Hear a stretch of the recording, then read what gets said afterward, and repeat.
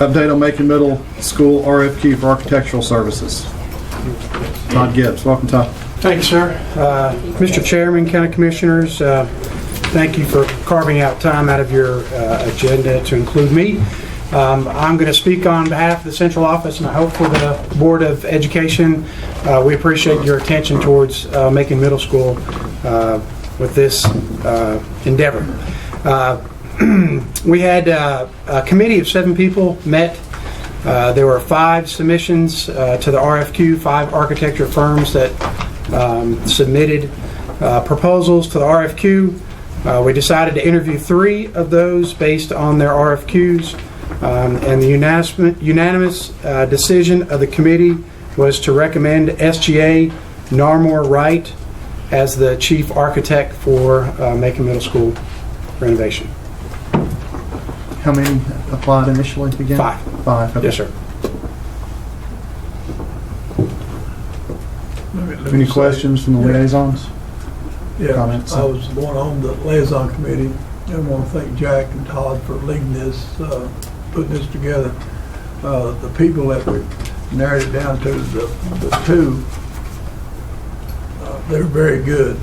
But I think we all were in agreement, 100% agreement, that the SGA Narmore design was the one we felt the most comfortable with. And we met again this morning as a group. The group is Todd Gibbs, Terry Bell, Fred Goldsmith, Tracy Talent, Scott Masden, Jack Morgan, and Gary Shields. So I think it had it was a clear-minded approach to this. And I think the one thing, and I told Jack I was going to ask about this again, I know Mr. Bill and some of y'all are in construction, but run that by me again on the CM at risk, Jack, or what that means. That's a different process to design and build as opposed to what we typically use is the design bid build process. The CM at risk is construction manager at risk.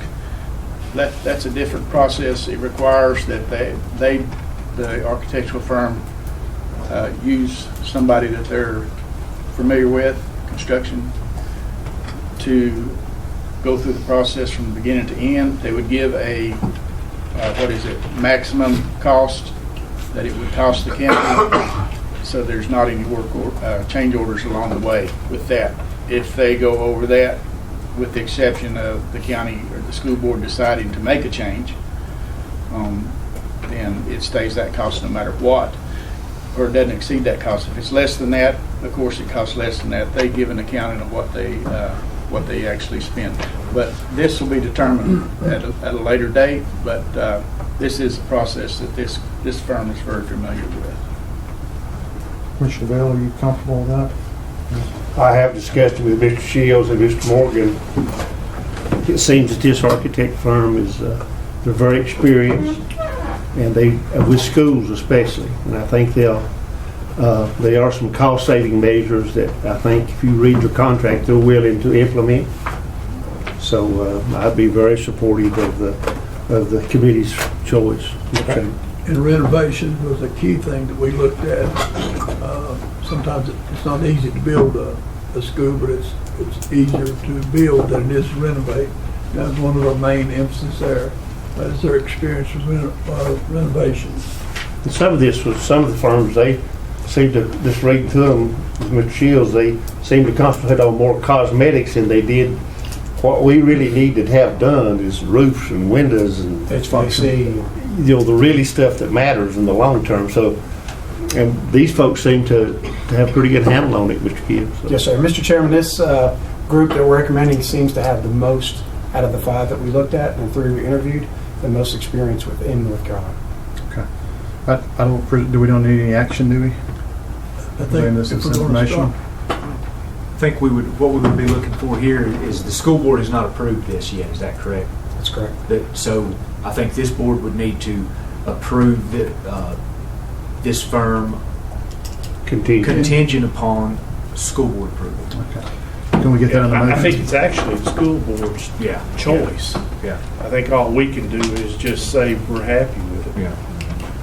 Do we have to have If a they're happy motion? with it. We've got a negotiated contract price too, right? Well, actually, that's for the school board to do unless I mean, it's typically us doing it, I mean. unless the school board wants us to be involved in that process. Usually the school board has asked us to be involved. And I think Chairman Breedlove can speak to that. and to the extent that we're going to do that, this RFQ was put out, was it not, by the school board as opposed to the No, county? the county put it out. County put it out? Yeah. Yeah, Okay. Yeah, then we'll be doing that negotiating. county put it out, but we let the school But, staff evaluate the with Jack and proposals. Mr. With Jack Shields, and- right. However, before we get too far down this road, the general statutes, of course, give the ability to hire as well as select the architect for these projects. And I probably need to speak with John Henning Jr. about preparing an appropriate local government agreement to deal with this project. I think there's one Including- available. This is the way we've done them all, It is. including the new school. It is. And I think we just need to get that agreement in place so that it's clear that as we hire an architect upon the recommendation of the school board, that all of these things have been addressed and the school board is in agreement with going in that direction, is happy with the architectural agreement. So they need to have a motion to approve this architect before we do. No, I think we go ahead. I think it's fine for us to approve it subject to their approval. I'd like to make that a motion. I'd like to make that into a motion that approve the SGA